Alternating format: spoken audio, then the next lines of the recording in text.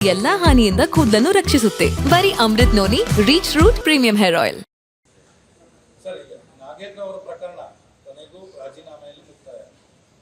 ಕರ್ನಾಟಕ ಸರ್ಕಾರದ 1 ವರ್ಷದ ಸಾಧನೆ, ಎಸ್ಟಿಗಳ ಹಣವನ್ನ 187 ಕೋಟಿ ಹಣವನ್ನ ಲೂಟಿ ಹೊಡೆದಿರುವಂಥದ್ದು.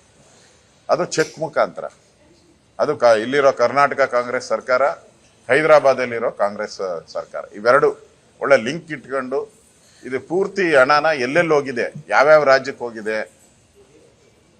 ರಾಹುಲ್ ಗಾಂಧಿ ಅವರಿಗೆ ಎಷ್ಟು ಹೋಗಿದೆ, ಸುರ್ಜೇವಾಲಾಗೆ ಎಷ್ಟು ಹೋಗಿದೆ, ಎಲ್ಲನೂ ಕೂಡ ಬಯಲಿಗೆ ಬರಬೇಕಾಯ್ತು.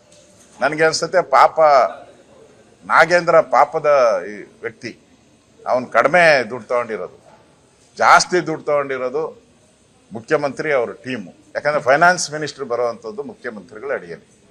80% ನುಂಗಿರುವಂಥದ್ದು ಕಾಂಗ್ರೆಸ್ಸಿನ ಪಾರ್ಟಿಯವರು. ಅದರಿಂದ ನಾವು ಮುಖ್ಯಮಂತ್ರಿ ರಾಜೀನಾಮೆಯನ್ನ ಕೇಳ್ತಾ ಇದ್ದೀವಿ. ಯಾಕೆಂದ್ರೆ ಫೈನಾನ್ಸ್ ಮುಖ್ಯಮಂತ್ರಿಗಳ ಅನುಮತಿ ಇಲ್ದರೆ ಒಂದೇ 1 ಕೋಟಿನೂ ಕೂಡ ಆಚೆ ಹೋಗೋಕ್ಕಾಗಲ್ಲ. ಯಾಕಂದ್ರೆ ಹಣನೇ ಇಲ್ಲ. ಪಾಪರಾಗ್ಬಿಟ್ಟಿದೆ ಈ ಸರ್ಕಾರ. ಪಾಪರಾಗಿರೋ ಸರ್ಕಾರದಲ್ಲಿ 1 ಕೋಟಿ ಟ್ರಾನ್ಸ್ಫರ್ ಆಗಬೇಕಾದ್ರೂ ಕೂಡ ಮುಖ್ಯಮಂತ್ರಿಗಳು, ಫೈನಾನ್ಸ್ ಡಿಪಾರ್ಟ್ಮೆಂಟ್ ಅನುಮತಿ ಬೇಕೇ ಬೇಕು. ಇವರೆಲ್ಲರ ಅನುಮತಿ ಇಲ್ದಿರ 187 ಕೋಟಿ ಅವ್ಯವಹಾರ ದುಡ್ಡು ಟ್ರಾನ್ಸ್ಫರ್ ಆಗಿ ಆ ಬ್ಯಾಂಕ್ಗೆ ಹೋಗಿ ಹೈದರಾಬಾದ್ಗೆ ಹೋಗಿ, ಹೈದರಾಬಾದಿಂದ ಬೇನಾಮಿ ಅಕೌಂಟಿಂದ ಯಾರ್ಯಾರೋ ಅಕೌಂಟ್ಗೆ ಟ್ರಾನ್ಸ್ಫರ್ ಆಗ್ತೈತೆ ಅಂತ ಹೇಳಿದ್ರೆ ಈ ಸರ್ಕಾರ ಏನು ಕತ್ತೆ ಕಾಯ್ತಾ ಇದೆಯಾ? ಈ ಸರ್ಕಾರ ಏನು ಬದುಕಿದೆಯಾ? ಈ ಸರ್ಕಾರಕ್ಕೆ ಮಾನ ಮರ್ಯಾದೆ ಇದೆಯಾ?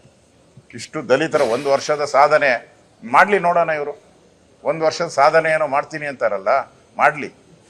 187 ಕೋಟಿ ಗುಳುಮ್ ಅಂತ ನಾವು ಮಾಡ್ತೀರಿ ಇವ್ರಿಗೆ. ಈ 1 ವರ್ಷದ ಸಾಧನೆ 187 ಕೋಟಿ ಗುಳುಮ್ ಅನ್ನೋದೇ ನಾವು ಅಜೆಂಡಾವನ್ನ ಇಟ್ಕೊಂಡು ನಾವು ಇಡೀ ರಾಜ್ಯಾದ್ಯಂತ ಈಗಾಗಲೇ ಹೋರಾಟ ಪ್ರಾರಂಭ ಮಾಡಿದಿರಿ. ನಾವು ಮುಂದೆನೂ ಕೂಡ ಈ ಹೋರಾಟವನ್ನ ಕಂಟಿನ್ಯೂ ಮಾಡ್ತೀವಿ. ಮುಖ್ಯಮಂತ್ರಿ ರಾಜೀನಾಮೆ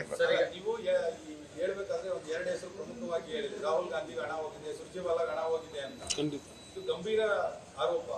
ಅಂದ್ರೆ ಇಲ್ಲಿಂದ ಅಲ್ಲಿ ಅವರು ನೇರವಾಗಿ ಹಣ ಕೊಟ್ಟಿದ್ಯಾ ಅಥವಾ ನೀವೇನಾದ್ರೂ ಬೇರೆ ಮತ್ತೆ ಎಲ್ಲೋಯ್ತು? ಎಲೆಕ್ಷನ್ ಟೈಮಲ್ಲಿ ಎಲೆಕ್ಷನ್ ಬಂದಾಗ ಈ ಹಣ ಟ್ರಾನ್ಸ್ಫರ್ ಆಗಿದೆ. ಎಲೆಕ್ಷನ್ ಟೈಮ್ಗೆ ಏನ್ ಹೋಗ್ತೈತೆ?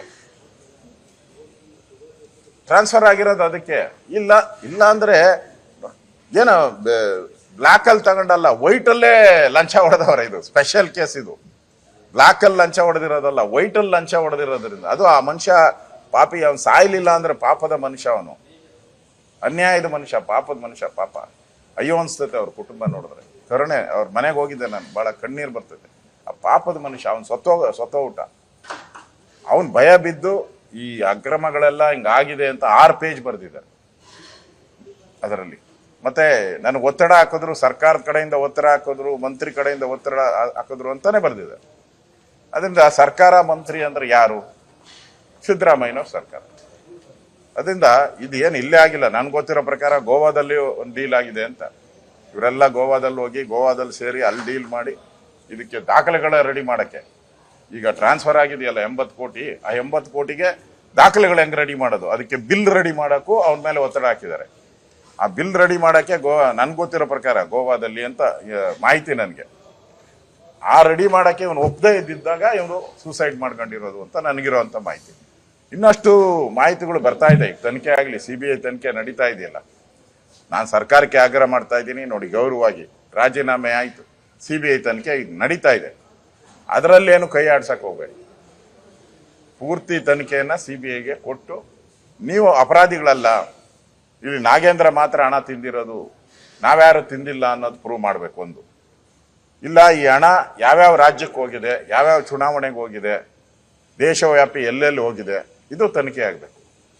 ಇವೆರಡೂ ನಮ್ಮ ಆಗ್ರಹ. ಅದಕ್ಕೋಸ್ಕರ CBIನವರಿಗೆ ಮುಕ್ತ ಅವಕಾಶವನ್ನ ಕೊಡಬೇಕು ರಾಜ್ಯ ಸರ್ಕಾರ ಅನ್ನೋ ಆಗ್ರಹವನ್ನು ನಾನು ಮಾಡ್ತಾ ಇದ್ದೀನಿ. ಲೋಕಸಭೆ ಚುನಾವಣೆಯ ನಂತರ ಕಾಂಗ್ರೆಸ್ ಕೊಟ್ಟಿರತಕ್ಕಂತಹ ಗ್ಯಾರಂಟಿಗಳಲ್ಲಿ ಕಡಿತ ಆಗುತ್ತೆ ಅನ್ನುವಂತಹ ವಿಚಾರ ಈ ಹಿಂದೆ ಪ್ರಸ್ತಾಪ ಆಗಿತ್ತು. ಈಗಿನ ಸದ್ಯದ ಪರಿಸ್ಥಿತಿ ನೋಡಿದ್ರೆ ನಿಮ್ಗೆ ಅನ್ಸುತ್ತೆ? ಈಗಾಗಲೇ ನೆನ್ನೆನೂ ಕೂಡ ಚಲುವರಾಯಸ್ವಾಮಿ ಅವರು ಮಂಡ್ಯದಲ್ಲಿ ಹೇಳಿಕೆ ಕೊಟ್ಟವರು, ನಮ್ಮ ಫ್ರೀಗಳೇನು ವರ್ಕೌಟ್ ಆಗಲಿಲ್ಲ ಅಂತ ಹಲವಾರು ಮಂತ್ರಿಗಳು ಹೇಳಿದ್ದಾರೆ. ನಾನು ಕಾಂಗ್ರೆಸ್ ಅವ್ರಿಗೆ ಹೇಳ್ತೀನಿ, ಅಲ್ಲರಿ ಅಲ್ಲಿ ಆಂಧ್ರದಲ್ಲಿ ಜಗನ್ ನೀವೇನು ಕೊಟ್ಟಿದ್ರು 5 ಗ್ಯಾರಂಟಿ, ಅವ್ನು 100 ಗ್ಯಾರಂಟಿ ಕೊಟ್ರು. ಪಾಪ ಮನೆಗೆ ತಗೊಂಡೋಗಿ ಎಲ್ಲ ದುಡ್ಡಿಂದ ರೇಷನ್ನಿಂದ ಏನೇನಿದೆಯೋ ಏನು ಕೊಡಬೇಕು ಔಷಧಿ ಎಲ್ಲ ತಗೊಂಡೋಗಿ ಮನೆಗೆ ಕೊಟ್ಟು ಎಲ್ಲ ಫ್ರೀ, ಏನು ಆಚೆನೆ ಬರಂಗಿಲ್ಲ, ಯಾರು ಕೆಲಸನೂ ಮಾಡಂಗಿಲ್ಲ, ಏನು ಮಾಡಂಗಿಲ್ಲ. ಮನೆ ಹತ್ರ ತಗೊಂಡೋಗಿ ಊಟ ತಿಂಡಿ ರಾತ್ರಿಗೆ ಏನೇನು ಬೇಕೋ ಎಲ್ಲ ಮಾಡಿನೂ ಕೂಡ ಡಿಪಾಸಿಟ್ ಬರಲಿಲ್ಲ. ಇರೋ ಕ್ಷೇತ್ರಗಳೆಲ್ಲ ಸೋತು ಸುಣ್ಣ ಆಯಿತು. ಕಾಂಗ್ರೆಸ್ ಅವ್ರು ಬುದ್ಧಿ ಕಲಿಬೇಕಾಯ್ತು ರೀ. ಬರೀ ಫ್ರೀ ಅವ್ರ ದುಡ್ಡು ಕಿತ್ತು ಅವ್ರಿಗೆ ಕೊಡೋದಾ? ಗಂಡನ ದುಡ್ಡು ಕೀಳೋದು, ಹೆಂಡ್ತಿಗೆ 2,000 ಕೊಡೋದು, ಗಂಡನ ಮೇಲೆ ಟ್ಯಾಕ್ಸ್ ಹಾಕೋದು, ಎಣ್ಣೆ ಮೇಲೆ ಟ್ಯಾಕ್ಸು, ಹಾಲಿನ ಮೇಲೆ ಟ್ಯಾಕ್ಸು, ಸಬ್ ರಿಜಿಸ್ಟರ್ ಆಫೀಸಲ್ಲಿ ರಿಜಿಸ್ಟ್ರೇಷನ್ ಫೀಸ್ ಜಾಸ್ತಿ, ಕರೆಂಟ್ ಜಾಸ್ತಿ, ನೀರಿನ ತೆರಿಗೆ ಜಾಸ್ತಿ, ಮನೆ ಟ್ಯಾಕ್ಸ್ ಜಾಸ್ತಿ ಎಲ್ಲ ಮಾಡಿಬಿಟ್ಟು ಗಂಡನ ಹತ್ರ ಕೀಳೋದು, ಹೆಂಡ್ತಿಗೆ ಕೊಡೋದು. ಇದ್ಯಾವುದು ಜನಕ್ಕೆ ಗೊತ್ತಾಗ್ಬಿಡ್ತು. ಓ, ನಾವೇನು ತಿಳ್ಕೊಂಡಿದ್ರಿ, ಇದು ಕಾಂಗ್ರೆಸ್ ಪಾರ್ಟಿಯವ್ರು ಕೊಟ್ಟಿರೋ ಚೆಕ್ಕು. ಯಾಕಂದರೆ ಅದರಲ್ಲಿ ಸಿದ್ದರಾಮಯ್ಯನ ಹೆಸರಿದೆ, ಡಿ ಕೆ ಶಿವಕುಮಾರು, ಚೆಕ್ಕಲ್ಲಿ ಸಿಂಬಲ್ ಇದೆ, ಕೈ ಸಿಂಬಲ್ಲು. ಸೊ ಅವರೆಲ್ಲ ಏನು ತಿಳ್ಕೊಂಡ್ರು, ಕಾಂಗ್ರೆಸ್ ಪಾರ್ಟಿಯವರು ಫಂಡ್ ಕಲೆಕ್ಟ್ ಮಾಡಿದ್ದಾರೆ, ಅದನ್ನ ನಮ್ಗೆ ಕೊಡ್ತಾರೆ 2,000 ಅಂತ ತಿಳ್ಕೊಂಡ್ರು. ಇದು ನೋಡಿದ್ರೆ ಸರ್ಕಾರದ ದುಡ್ಡು ತಗೊಂಡು ಟ್ಯಾಕ್ಸ್ ಹಾಕ್ಬಿಟ್ಟು ಜನಗಳ ಮೇಲೆ, ಅದೇ ಡಬಲ್ ಟ್ಯಾಕ್ಸ್ ಹಾಕಿ 4,000 ಟ್ಯಾಕ್ಸು, 2,000 ಇವ್ರಿಗೆ, 2,000 ಕಾಂಗ್ರೆಸ್ ಪಾರ್ಟಿ. ಗ್ಯಾರಂಟಿಗಳ ಈಗ ಚೊಂಬು ಕೊಟ್ಟಿದ್ರಲ್ಲ ಅಡ್ವರ್ಟೈಸ್ಮೆಂಟು, ಕರ್ನಾಟಕದ ಕಾಂಗ್ರೆಸ್ಸು ಚೊಂಬು ಅಡ್ವರ್ಟೈಸ್ಮೆಂಟ್ ಕೊಟ್ಟಿತ್ತು ಬಿಜೆಪಿ ಬಗ್ಗೆ. ಚೊಂಬ ಈಗ ಯಾರು ಚೊಂಬು ಕೊಟ್ಟವ್ರೆ? ಸಿದ್ದರಾಮಯ್ಯನವರೇ ಚೊಂಬು ಕೊಟ್ರಲ್ಲ ನಿಮಗೆ ಸರಿಯಾಗಿ. ಚೊಂಬು ಹಿಡ್ಕೊಂಡು ಹೋಗಿ ಎಲ್ಲ ರಾಜ್ಯ ಪೂರ್ತಿ ಚೊಂಬು ಹಿಡ್ಕೊಂಡು ಸುತ್ತಿ. ನನ್ನ ಜೀವನದಲ್ಲಿ ನಾನು ಮಾತ್ರವಲ್ಲ, ನನ್ನ ಕೂದಲು ಕೂಡ ಆಗಿರ್ಬೇಕು ಸ್ಟ್ರಾಂಗ್ ಅಂಡ್ ಸ್ಟೈಲಿಶ್. ಬರೀ Amrit noni reach root premium hair oil ನೊಂದಿಗೆ. Rich root premium hair oil. ಈಗ ಇನ್ನೊಂದು ಕೊನೆಯ ಪ್ರಶ್ನೆ ಸರ್. ಉತ್ತರ ಪ್ರದೇಶದಲ್ಲಿ ಈ ಕಾಂಗ್ರೆಸ್ ಗ್ಯಾರಂಟಿ ಏನು ಹೇಳಿತ್ತಲ್ಲ, ಅಂದ್ರೆ 8,500 ರೂಪಾಯಿ ಪ್ರತಿ ತಿಂಗಳು ಕೊಡ್ತೀನಿ ಅಂತ ಹೇಳಿ ಬಹಳಷ್ಟು ಜನ ಹೋಗಿ ಕಾಂಗ್ರೆಸ್ ಆಫೀಸ್ ಮುಂದೆ ನಿಂತ್ಕೊಂಡಿದ್ರು ನೆನ್ನೆ.